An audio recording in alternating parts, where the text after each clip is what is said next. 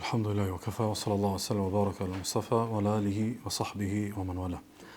Falënderimin të nësi takojnë vetëm Allah subhanahu wa taala, ati përgjojmë që të lavdëroj dhe të begoj dërgumin e tij Muhammedin sallallahu alaihi wasallam, familjen, shokët dhe gjithë ummetin e tij të përzgjedhur.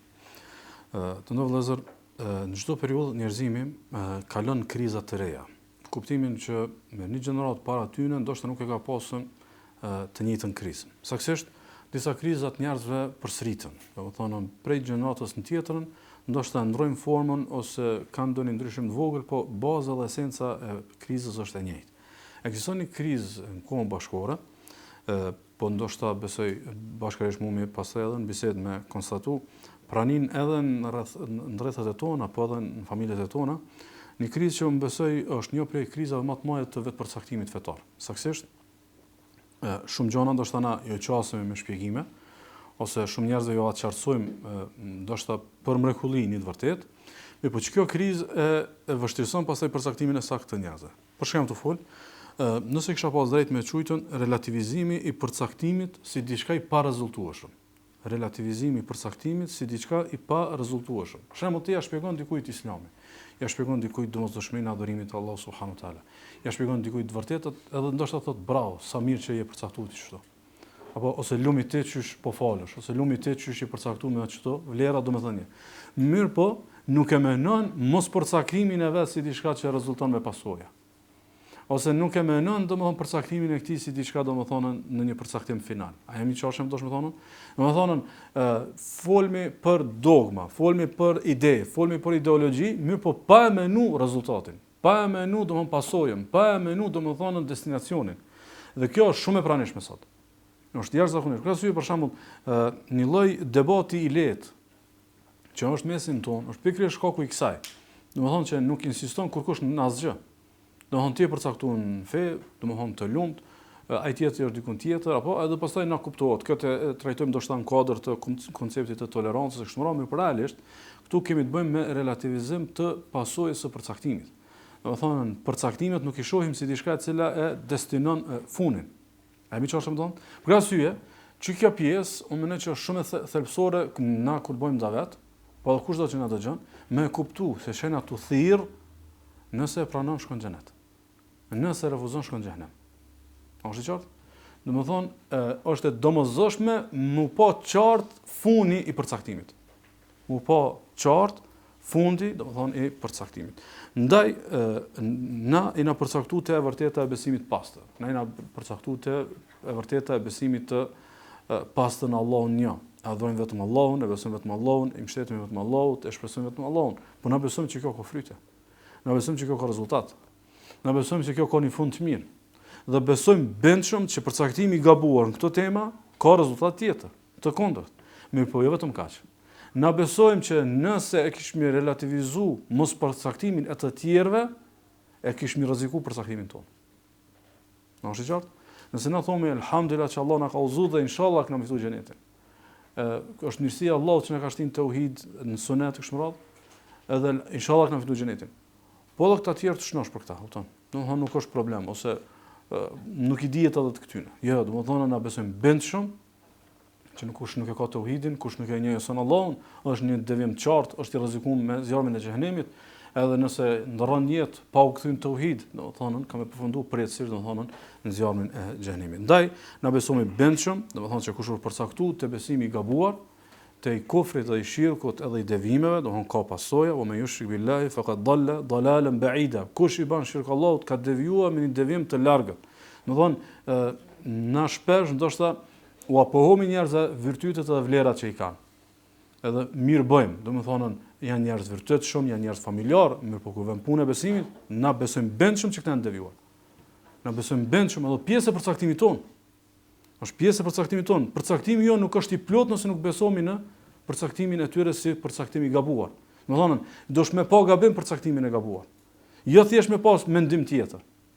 Jo thjesht me pas si përcaktim ose janë në kërkim të një përcaktimi. Jo, këta janë përcaktuar, ky përcaktim quhet dalalan ba'ida, quhet devim i largët.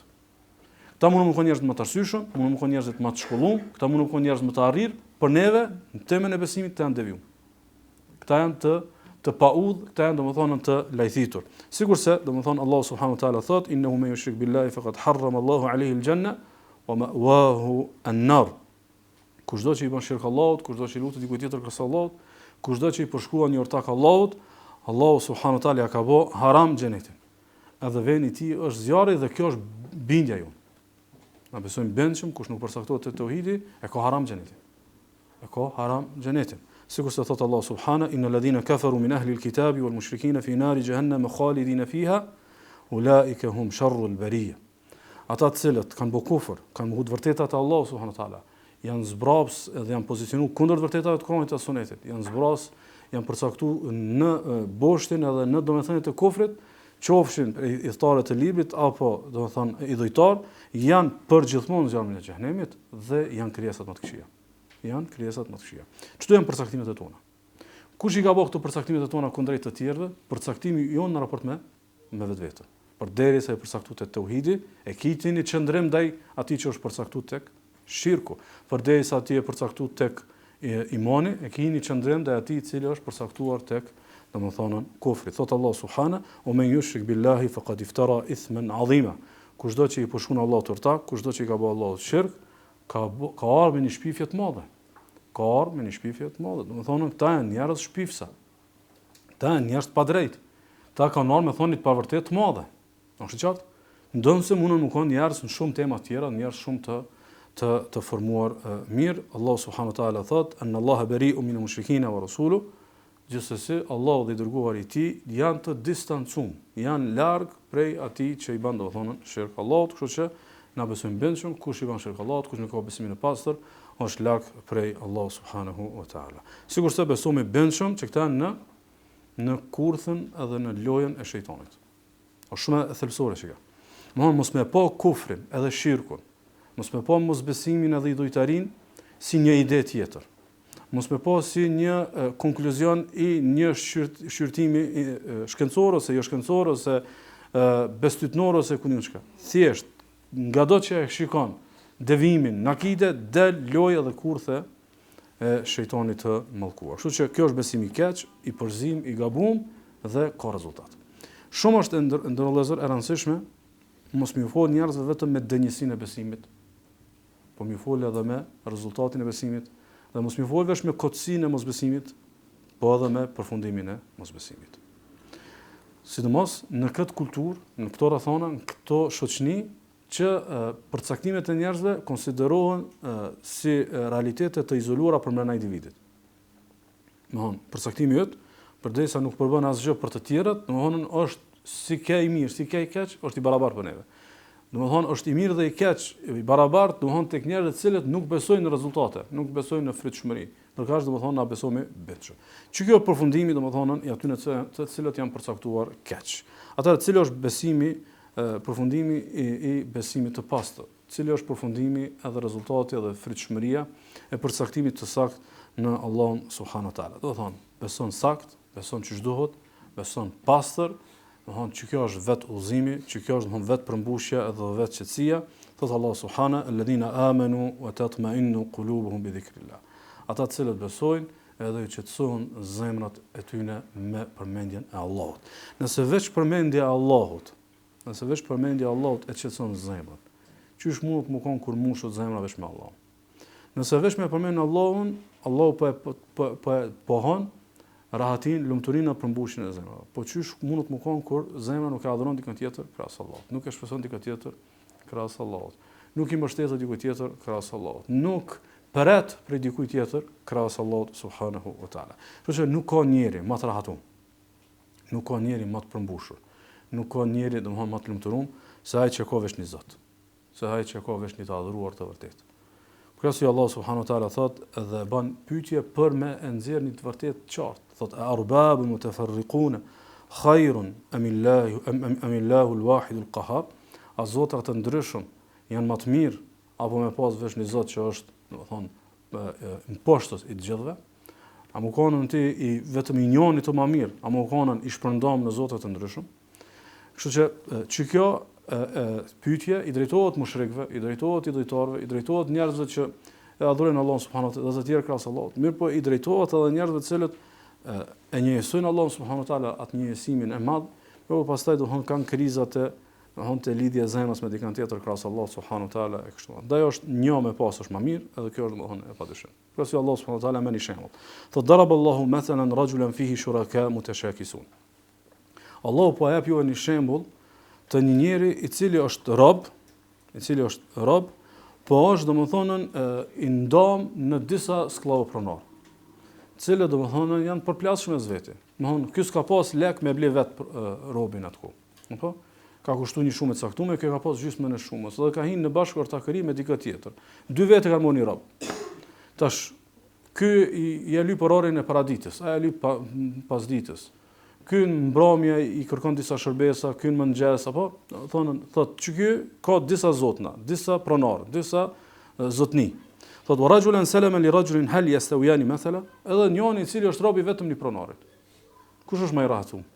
Se ky ka vesh një par dëshira, domethënë që duhet mi respektu. Ky ka vetëm një par urdhresa. Thotë a barazohen këta? A barazohet ky që duhet mi shku për çefi 3-4 vete? Me këtë i cili ka vetëm një skllav pronar. Allahu subhanahu wa taala e merr këtë si shembull për me treguar që kur ti i drejtohesh vesh njënit, i cili është i vetëm, ti je më rahat, ti je më i përmbush, ti je më i lumtur. Ndaj domethënë pjesë e rezultatit të tauhidit, pjesë e rezultatit të njësimit të Allahut subhanahu wa taala është rahatia. Ndaj është shumë thelbësore kjo mu pa në ne si monoteista, në ne si besimtar, po edhe na me jau sforcu si domethënë kujdo që i drejtohemi me thirrjen tonë. Që thirrja për me njësu Allahun dhe me adhuru vetëm Allahun dhe me pas besimin e padë, thirrja për më kon rahat, thirrja për më kon i qetë, thirrja për me ditë një program. Sepse njeriu kur është gjithherë në kërkim të një diçkaje, gjithherë në kërkim të opsioneve, të alternative, nuk është i rahatuar sikur si njëri i cili është i përcaktuar edhe di se si domethënë ka me vepruar. Dhe Allah subhanahu wa taala thot: "Wa man a'rada an dhikri fa inna lahu ma'ishatan danka." Thot kush do që ja kthen shpinën përmendjes sime, thot ka me pas një jetë të vështirë. Kushdo që ja kthen përmendjes sime, Kuranit tem, thirrjes time shpinën, ka me pas një jetë të vështirë. Nuk kjo pasojë kufrit edhe shirkut edhe mëkatit. Kjo është pasojë kufrit të shirkut edhe mëkatit, edhe nëse të tjerët neve na shtirën që nuk e kanë. Ne i besojmë domethënë deklaratës së domethënë Allah subhanahu wa taala. Nëse më ja kthy shpinën Kuranit, nëse më ja kthy shpinën përmendjes së Allahut, jetohet jetë keqe. Atëherë çysh është jeta dhe përfundimi i keq i atij që ja kthen besimit. Ai i cili ja kthen komplet besimit. Domethënë nëse përmendja Allah subhanahu wa taala edhe një zbulesë hynore sikur që është shpallja, domethënë nëse refuzohet edhe i kthehet shpina, rezulton me jetë keqe edhe të ngushtë edhe domethënë jo të lumtur. Atë çish mund të bëjë në çështja e besimit, që është domethënë çështja më e madhe. Allah subhanahu wa taala thotë kështu.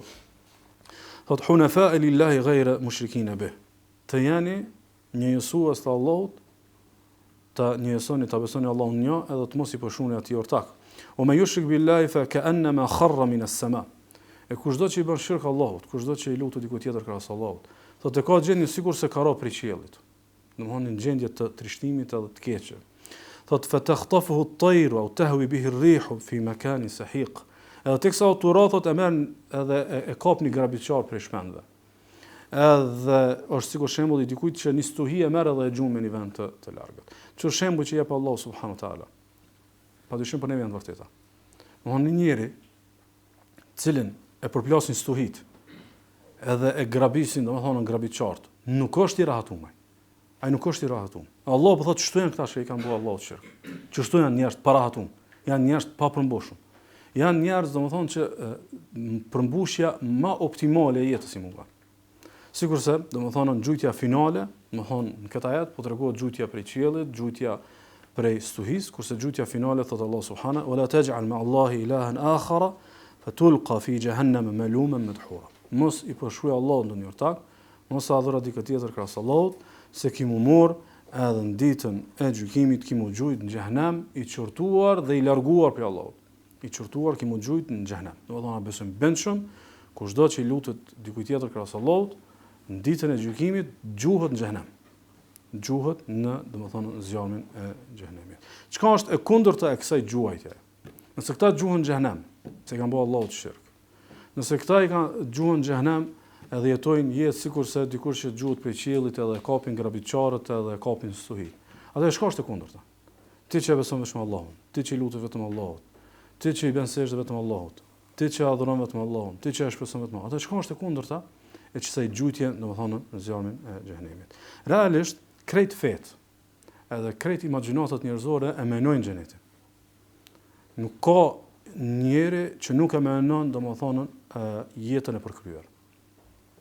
Madje konsideroj që me imagjinu jetën e përkryer është natyrshmëri. Sepse vetë jeta e kësaj toke të çon me menu që ka një jetë përkryer. Ka shumë fakte, po ndoshta i trajtojmë kur vim te pjesa e ditës së gjykimit, do të thonë që është e natyrshme njeriu me menu jetën e përkryer, sepse e sheh që e mira nuk ka fund. E mira nuk ka fund. Edhe rrjedhimisht e menon domthonë përkryerjen. Dhe njerëzit e menojnë domthonë xhenetin, mirë po edhe ose fetë e proklamojnë xhenetin, mirë po domthonë janë të prira pa u koncentruar te çmimi. Pa u koncentruar te çmimi. Më shumë domthonë si nevojë fizike, si nevojë e përmbushjes së iluzionit, mirë po jo si një realitet i rezultueshëm nga një çmim i paguar. Jo si një realitet i rezultueshëm nga një investim i kryer më parë. Kjo është esenca e ligjëratës. Domthonë, na po përcaktojmë sakt pse me fitu xhenetin Allah, se kjo është çmimi. Na e besojmë Allahun dhe ruajmë tauhidin edhe besimin tonë të pastër me fitu xhenetin Allah subhanahu wa taala. Edhe kushdo që nuk vepron kësaj, e përlym besimin e tij, e përzim besimin e tij, është i rrezikuar domthonë me zjarmin e xhenemit. Për arsye, Wahb ibn Munabbih, sikur se ka përmendur Imam Buhariu në një transmetim muallaq në sahihun e tij, i është thonë kësaj: "Alaysa la ilaha illa Allah miftahul janna?" I është thonë, nuk është fjala la ilaha illa Allah çelësi i xhenetit? Ka thonë po, gjithsesi, është miftahi, është çelësi i xhenetit me thonë la ilaha illa Allah. Nuk ka të adhuruar me të drejtë përveç Allahut, mirë po thotë, nëse ti do më të hapni derë me një çelës, ai çelës do të më pasën edhe ato dhëmcat e veta, domethënë që në sajt të tyre do thotë funksionon. Po ndryshe, domethënë nuk është funksional. Kështu që pyetja bazë kësaj ligjate, nëse ne realizojmë çështjen e besimit, nëse na e pastrojmë besimin, nëse na e ruajmë besimin, nëse na investojmë te besimi, nëse përcaktojmë saktë besimin, nëse domethënë i realizojmë kushtet e besimit, nëse i jetësojmë domethënien e besimit, çka fitojmë? A na të bëjë thjesht si na bind, apo i na bind edhe ka rezultat? A na të bëjë si na indoktrinu, apo se është një synim final të cilën na e synojmë? Realisht kjo bëhet edhe për bindje, bëhet edhe për domethënie, bëhet edhe për logjik, bëhet edhe për natyrshmëri, bëhet edhe për dashurinë tonë për Allahun, bëhet edhe për shumë arsye, po bëhet edhe për rezultatet e saj. Bëhet edhe për rezultatet e saj. Kështu që kushdo që është interesuar për çdo rezultate, i hap sy te tauhidi. Kushdo që i do çdo rezultate që kemi përmend tash, i kushton vëmendje tauhidit. Kushdo që do mi mrit çdo rezultate, do të më heq dorë nga shirku, kufri edhe çfarë do lloj që e cënon domethënë besimin e pastër. Fryti i parë, e që është shumë i rëndësishëm, e që kisha pas dëshirë sidomos këtë fryt me e dëgju njerëz të cilët kanë prapavija dhe ngjyrime islame, mirë po pa hek dorë prej dogmave shirkërore, edhe prej zakoneve shirkërore, edhe prej praktikave domethënë idhujtareske të fiseve të tyre, të zonave të tyre, të preardhjeve të tyre. Fryti i parë është pranimi i veprave dhe i përpjekjeve për t'u afruar Allahut. Fryt i tauhidit, fryt i besimit pastër, është pranimi i veprave dhe i përpjekjeve për t'u afruar Allahut subhanahu wa taala. Domthonë, çka është fetaria më së mundti? Është një përpjekje që me ofru para Allahut subhanahu wa taala një vepër që ti synon Allah me ta pranuar. Nëse nuk pranohet Allahu subhanahu wa taala, çka është domthonë levërdia e asaj vepre? Çka është levërdia nëse nuk është pranuar tek Allahu dhe nëse na me vepra i përpiqemi me ofru Allahut subhanahu wa taala, atëherë nëse Allahu s'na pranon këtë përpjekje, atëherë shakina arrit. E shënon Imam Ahmedi, Sheikh Shoaib thotë që hadith është hasan prej Amr ibn Shuaibit, ai babazve, ai gjyshit të tij se në kohën e xahilietit, baba i Amr ibn Asit, domethënë pas ka domethënë vendos me me është zotu me i therr disa domethënë deve për hir të Allahu subhanahu wa taala. Pastaj ka pyet pejgamberin sallallahu alaihi wasallam Amri, ata bajunën në vend të tij, sa i ka dek pa e kryer zotimin. E ka thonë pejgamberi sallallahu alaihi wasallam: "Amma abuka falau kana aqarra bit-tauhid fasumta wa tasaddaqta an nafa'ahu dhalik." Thot baba jot me pas pranu tauhidin, sot ti kishe agjëruar dhe kishe dhënë sadaka për të dhe i kish bë dobi. Sot ti kishe agjëruar, kishe dhënë sadaka për të dhe i kish bë dobi. Në këtë moment që na ngojmë këtë ditë është mirë mu fokusu, domethënë çysh kena mi bë davet për ndër tu. Qysh kena mi bë davet njerëzve të shtrenjtë dhe të çmuar që ne kemi në jetë. Domthonë, nëse ata desin pa tauhid, nëse ata desin pa që këtë ikrarin, që këtë pohimin, që këtë pranimin e mirëfillt, domthonë na mumi nesër thjesht vesh mi kajt, po nuk mumi kur gjë me bë për ta. Pejgamberi sallallahu alaihi wasallam po thot, me pas tauhid baba jot, sot ti kisha agjëruar dhe kisha dhënë sadaka atij, domthonë i kish pa dobi. E shënoi Imam Ahmedi, Sheikh Shuaib thotë hadithi o sahih për Aishës radhiyallahu anha, kur e ka pyetur Aisha për Ibn Jud'anin, që ka qenë njëri shumë fisnik në jahiliat, thotë kana fil jahiliyati yasilu rahim wa yut'imu al-masakin, fa hal dhalika nafi'u? Do në Allah Ibn Jud'anin në jahiliat, o ka njëri që shumë ka shku mirë me fisin, shumë ka bë mirë fisit, shumë i ka bë nerë njerëzve, po edhe i ka ushqyt varfrit. A ka me pas dobi për kësaj pune që ai ka bë punë të mira? Edhe ka thonë pejgamberi sallallahu alaihi wasallam, la ya Aisha innahu lam yaqul yawman rabbi ighfir li khati'ati yawm ad-din. Jo Aisha se ai asnjëherë nuk ka thonë o Zot, më fal gjunat ditën e gjykimit. Asnjëherë nuk ka thonë o Zot, më fal gjunat ditën e gjykimit. Saktësisht kjo fjali ka të bëjë me mohimin e ditës së gjykimit, do të thonë që ka qenë problem i tij, më parem ka të bëjë me pranimin e tauhidit. Më parem ka të bëjë me pranimin e tauhidit. Do të thonë na mumi ndoshta shumë njerëz të cilët ju bëjmë davet. Edhe kjo është një këshill që kisha pas dëshirë me na ngel neve si davetxhi. Domthonë shumë njerëz ndoshta na i bëjmë davet dhe e shohmi që domethënë të vërtetat e tona i pranojnë deklarat. Për shembull, ti shkon në një qytet në vendin tonë që kanë ngel do zakone shirkërore ose me një zonë. Edhe aty kur thotë që do të më besoj vesh në Zot, do të më adhuroj vesh në Zot, apo vesh një Zot na rin gjallë. Apo ai thotë po, ç'është është. Mirë po, mungesë të një daveti më të gjanë, nëse kanë ardhen aty ku aty e kanë shirkun. Fjala bie për shembull shkojnë i luten tyrbeve ose i luten varreve, njerëzve të mirë ose varreve të shenjta ose në ditë të shënuara të caktuar gjatë vitit i kanë disa pelegrinazhe ku therrin qurbane për dikë tjetër krahasoj, kjo në vendin tonë, kam të fol për domethënë skejet e kontinentit ose dikun tjetër. Këtu në vendin tonë. Që i bie domethënë, ndoshta ata edhe falin xhumon, ndoshta edhe falin namazin në ditën e Bajramit. Kanë shumë shkat islamit, po e kanë shirkun, i cili shirk e shtim me Ibn Jud'anin, të njëjtin thes. Mund s'ia pranon Allahu asnjë. Kjo që është e rëndësishme me kuptu këtë rrezik të domethënë të investimit gabum. Domethënë investon namaz edhe shirk, s'pranohet kurrë. Investon agjerem edhe shirk, nuk pranohet kurrë. Nuk kjo është shumë e vërtetë e prerë, nuk ka domethënë çështje që domethënë duhet me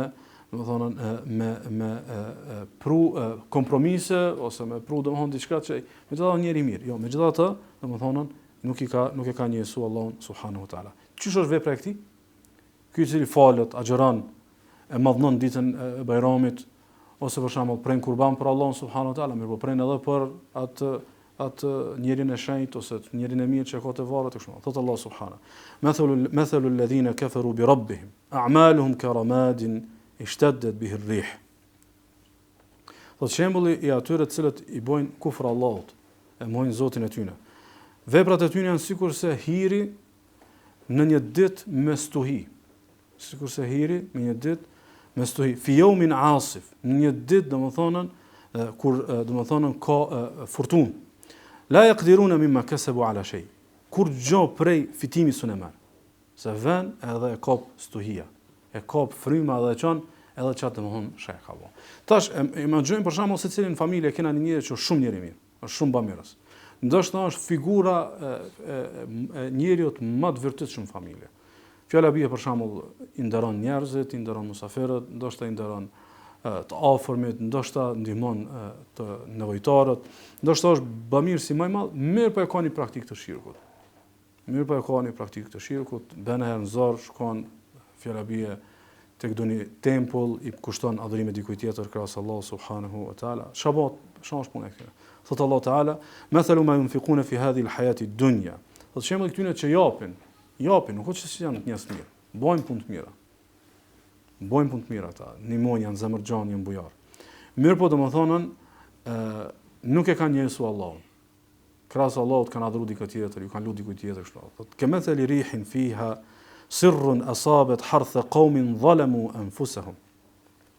Thot ose sigurisht shembulli i një ere që vjen tek të mbjellur një ere qoftë me frym, qoftë me frym nxehtë apo me frym të ftoftë, po që vjen edhe e godet domethënë të mbjellurat dhe i godet fushat me të mbjellura të njerëzve që i kanë bërë zullum vetvetes. Fa ahlakat. Edhe krejt e shkatron. Domethënë s'ka 2 javë që i qetëm farët, erdhi frymë dhe prishi. Do të më prit verën tjetër. Për me mujt me botë të njëjtën kulturë, domethënë me mbjellur. Kështu që fryti më i madh i besimit pas në Allahun është pranimi i veprave. Dhe këtu e ftoj domethënë se sempre ne me falënderoj Allahun që na ka begatuar me bë vepra me tauhid. Me bë vepra me tauhid, se ki mujt me pas simpati për fen, edhe ndoshta më pas përcaktuar disa vepra pa e pas prunë domethënë dogmën tonë në pastërtinë që duhet. Dhe kjo ndodh shumë njerëzve. Ka vende të muslimanëve ndoshta krejt qyteti nuk ju ik namazin. Ama krejt qyteti besojnë tek një i varrosur. A është qartë? Kush është begatuesi që na ka begatuar me bë vepra të pas tauhidit? Është Allahu subhanahu wa taala. Është me falënderoj Allahun edhe me na rujt Allahu subhanahu wa taala këtë mirë. Fryti tjetër është pikërisht ajo që e përmendëm në fillim, që thot Allahu subhanahu men amila salihan min dhakarin aw untha wa mu'min falanuhyiyannahu hayatan tayyibah. Thot kush bën vepra të mira, edhe o besimtar. Kush bën vepra të mira dhe ka imanin. Kush bën vepra të mira dhe e ka bazën, qoftë mashkull apo femër, thot na kena mi dhënë jetë mirë. Fryti i besimit është jeta e mirë. Ndaj si musliman është thelbësore, shumë e bëndshme me jetu me çket postulat. Unë muj me pas kriza. Unë muj me pas mërzi. Unë muj me pas lodhje. Unë muj me pas ngarkesa. A unë kam tauhid, s'munët problemi, depresioni, krizat me përcaktue jetën time. Ato mund konë momente, ato mund konë situata, ato mund konë kapituj të shkurt, a mu jeta jeme cila është? Ha, jeta e mirë, Allah po thot. Imani dhe vepra mirë, është jetë e mirë. Imani dhe vepra mirë, baraz është jetë e mirë, është Allah po thot qështu. Allah po thot qështu. Që i bjerë nëse na besojmë bendshëm në fjalët e Allahut te baraka ve taala, atëherë duhet bendshëm gjendjen e mirë, edhe përmbushjen e mirë me pas si realitet konstant i muslimanit. Gjendjen e keqe, gjendjen me krizë me pas si situata, momente që si kena menaxhu mirë.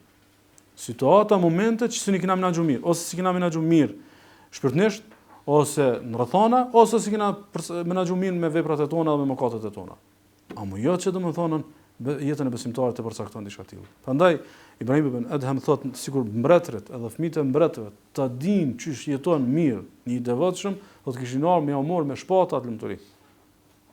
Siç që realiteti, domethënë, sa më shumë që përkryen devotshmërinë për kushtimin e Allahut, kjo ka më të kthyme me jetë mirë në këtë dunjë, sikur se Ibn Taymi thot, në dunjë është një xhenet, kush nuk e përjeton këtë xhenet, nuk e përjeton xhenetin e ahiretit. Është xheneti i ajo parajsa e përcaktimit të saktë, në imanin e Allahut subhanahu wa taala, sikur dikush tjetër ka thonë, vën një moment i përjetimit edhe i rahatijës së i përmbushjes që vën për besimit, saqë tham nëse në xhenet çështu është më kënaq, thot boll pas më kënaq.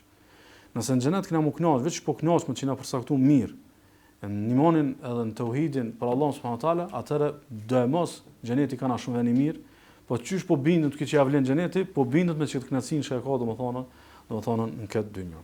Një fryt tjetër është shënon Imam Buhariu Muslimi prej Ubad ibn Samit radhiyallahu anhu, që pejgamberi sallallahu alaihi wasallam ka thënë: "Men shahida la ilaha illa Allah wahdahu la sharika lahu." Kush dëshmon se nuk ka ilah përveç Allahut, nuk ka të adhuruar me të drejtë përveç Allahut, që s'ka ortak. Wa anna Muhammadan abduhu wa rasuluhu. Dhe se Muhamedi sallallahu alaihi wasallam është robi i tij dhe i dërguari i tij. Wa anna Isa abdullahi wa rasuluhu. Dhe se Isa i biri i Mariamës është robi i Allahut dhe i dërguari i tij. Wa kalimatuhu alqaha ila Maryam wa ruhun min. Dhe kush beson që Isa alayhis salam është një fjalë që Allahu e ka lëshu për mu nis një krijesë të Mariamja alayhis salam. Dhe është një shpirt i përzgjedhur prej Allahut. Wal jannatu haqq. Dhe kush beson se xheneti është hak, është e vërtetë. Wan naru haqq. Edhe zjarri i xhenemit është hak. Vini re, xheneti është hak, ama zjarri është hak. Xheneti është për besimtarët, xhenemi është për të pabindurit, për pabesimtarët dhe të pabindurit. Që i bie domethënë gjithëherë dush me besu ku të çon përcaktimi i sakt, dhe ku të çon përcaktimi jo i sakt. Thot adkhalahu Allahu al-jannata ala ma kana min al-amal. Allahu ka më shtin në xhenet i pat si i pat mund. Ka më arë momenti me hinë xhenetin e Allahut. Ka më arë momenti me hinë xhenetin e Allahut subhanahu wa taala. Në rivajetin e Muslimit thonë adkhalahu Allahu min ayyi abwabil jannati thamaniyati sha. Ka më shtin Allahu i cilës do të derë për 8 dyrëve xhenetit që do. cilën do derë, domethënë për dyve xhenetit e ka të hapur. E shënon Imam Ahmedi, Imam Tirmidhiu për Abu Dharrit, pejgamberi sallallahu alaihi wasallam thotë: "Atani Jibril fa basharani annahu man mata la yushrik billahi shay'a dakhala al-janna." Ka ardhur Jibrili dhe më ka përgëzuar. Më ka thonë kushdo që i vën vdekja, pa i bërë shirk Allahut. Kujdo që i vën vdekja, pa i përshkruar shirk Allahut. Kushdo që vdes dhe ka përmbyll jetën me tauhid, thot ka përgëzuar që ka me në xhenet. E ka thonë pejgamberi sallallahu alajhi wasallam: "Wa in zana wa in saraq", edhe nëse i ka domokate, ka thonë po. Do thonë çka ky fryt ta garanton hyrjen e rob, do thonë e garanton hyrjen e robit në xhenet, qoftë hyrje të menjëhershme apo të mëpastajshme.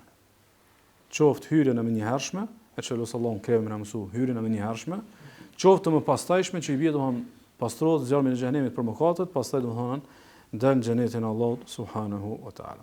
Në fryt tjetër, shënon Imam Ahmedi, Imam Muslimi për Abdullah ibn Mesudit, që në Isra Allahu subhanahu wa taala i ka dhënë disa veçanti pejgamberit sallallahu alaihi wasallam. 3 saktësisht. Thot u'tiya as-salawat al-khams, janë dhënë 5 namazet. Wa u'tiya khawatim surati al-Baqara, dhe janë dhënë 2 ajetet e fundit të surës al-Baqara. Wa ghufira liman lam yushrik billahi min ummatihi shay'an al-muqhimat. Dhe kush për këtë ummeti nuk i bën shirk Allahut, i kanë më fal mëkatet ditën e gjykimit. Kush nuk i bën shirk Allahut, kanë më falën mëkatet ditën e gjykimit. Madje ka dietar që e kanë potencuar që nuk ka sebeb, nuk ka shkak, nuk ka arsye, nuk ka investim që të falen më shumë gjunat se tauhidi. Domthonë me ne ditën atë të bëj istighfar. Nuk të falen gjunat që të falen me tauhid. Me ne domthonë namaz. Nuk të falen gjunat që të falen me tauhid. E di që kjo si fjali domthonë duket që ka nevojë për shpjegim. Megjithatë duhet më lënë kësaj, që më e kuptu që çështja e tauhidit nuk është çështje definicionesh. Thjesht më mësu do fjali përmendsh. Është domthonë investim në shpirt. Sa më shumë që investon në shpirt, të çka besim ka me rezultu. Është patjetër sushme që ka me rezultu.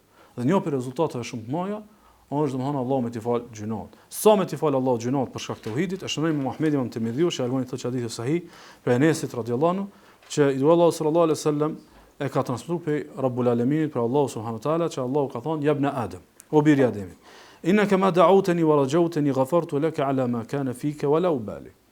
O bir Ademi, thotë, përderisa më lutesh dhe më shpreson, kam t'i fal gjunat edhe keq gjendja jote, edhe nuk më bëhet vonë.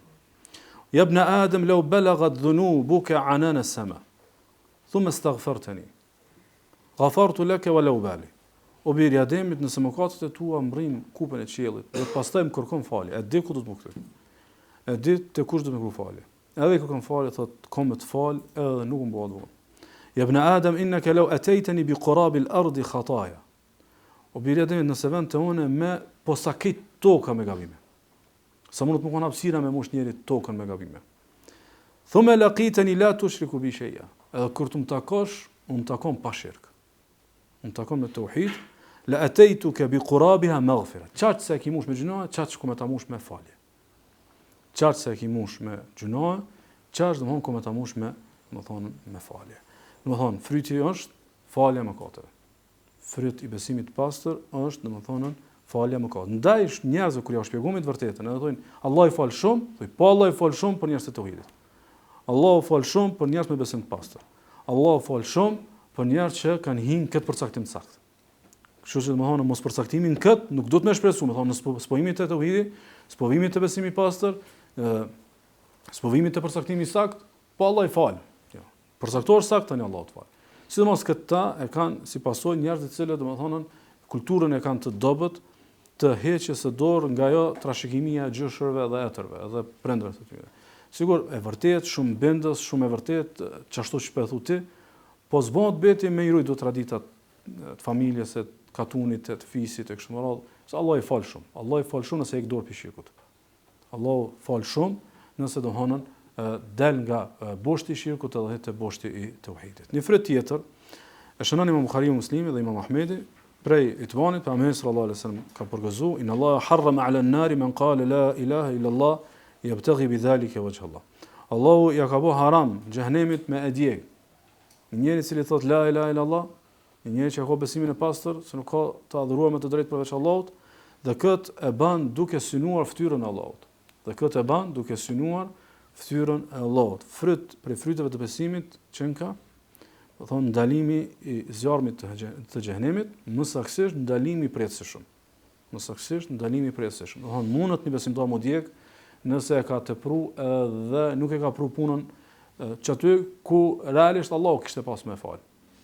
E ka tepruar dikon që, do thonë, e ka merituar zjarmin e xhenemit, mirë po dënimi i përhershëm është i ndaluar për besimtarin. Dënimi i përhershëm është, do të thonë, i ndaluar për besimtarin. Fryt tjetër është një fryt që Allahu keve më na mësu, e shënoi Imam Ahmedi, Imam Buhariu për Abu Hurairës, kur e ka pyet Abu Huraira pejgamberin sallallahu alaihi wasallam, i ka thonë ja Rasulullah, men as'adu an-nasi bi shafa'atika yawm al-qiyamah, wa yaqulu Allah, kush është njeriu më fatplum që ka më pasën nafakën, fatin që ti më ndërmjetësuan ditën e gjykimit për të, e që e keni parasysh, kapitulli i ndërmjetësimit është një prej kapitulleve që shumë njerëz këtu i bëjnë shirk Allah subhanahu wa taala. Pikërisht këtu e kanë devimin, thonë na shkomi te i devotshëm që është varros me një tyrbe ose është varros me një varr që ata kanë të shenjt, thotë se shpresojmë që ky më ndërmjetësu për neve kësaj. Edhe kjo bëhet arsye ata me hub, domethënë në xhenetin Allah subhanahu wa taala. E bëre thotë ja Rasul, kush ka më shumë ti nafak që ti më bën ndërmjetësim për të në ditën e gjykimit. E pastaj pejgamberi sallallahu alajhi wasallam i thotë as'adu an-nasi bi shafa'ati yawm al-qiyamati man qala la ilaha illa Allah khalisan min qalbihi.